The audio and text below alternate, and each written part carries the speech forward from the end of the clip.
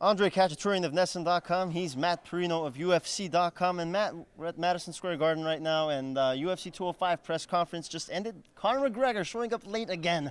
I don't know what it is with him. Every time we have one of these, it seems like he's making a habit out of it. What do you think? Well, the UFC is in New York, UFC 205.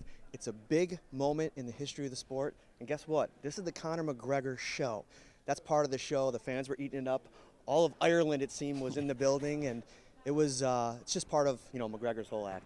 Yeah, listen, I was standing right next to a bunch of Irish fans, and they were all chanting, hooting, hollering. It was pretty crazy. Now, do you think this is part of McGregor's strategy to be late, maybe kind of getting ahead of Eddie Alvarez? Definitely. I mean, Eddie has handled this whole thing very well. I mean, when you step into this limelight and you're facing Conor McGregor, the biggest name in the sport right now, it can be difficult. It can be arduous. But, Eddie's done a great job. It looked like he was a little emotional today. Yeah. He stormed off stage. Came back when Conor was back, and it seemed like this whole moment is kind of setting in for him a little bit. Now let's go into the fight for Saturday. Conor's a great striker, and Alvarez has 10 takedowns in his last 3 fights. What do you think is going to play out here?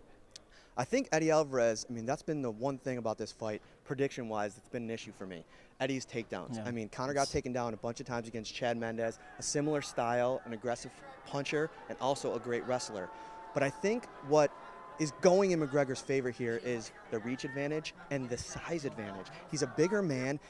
For Eddie to get inside and really utilize that slinging style that he has in the feet, he's going to have to eat some punches. And the question is, against Conor McGregor, one of the pound-for-pound hardest punchers in the sport, can he take those punches? He definitely can. In the past, he's shown, and I think he's going to be able to do it and tire Conor out. We saw Conor get tired against Diaz late in that fight, last time he fought in 202, and I think a similar thing might happen here. I think Alvarez will take this into the 4th or 5th round and win via submission. Another guy that thought he was going to be able to take that punishment was Jose Aldo, and it only took one. Now, we're at 155 pounds here. This is a whole different world, but McGregor's proven it in the past. Yeah, we'll see what happens. Well, fight night is a couple days away. For all of your UFC news, go to UFC.com and Nesson.com.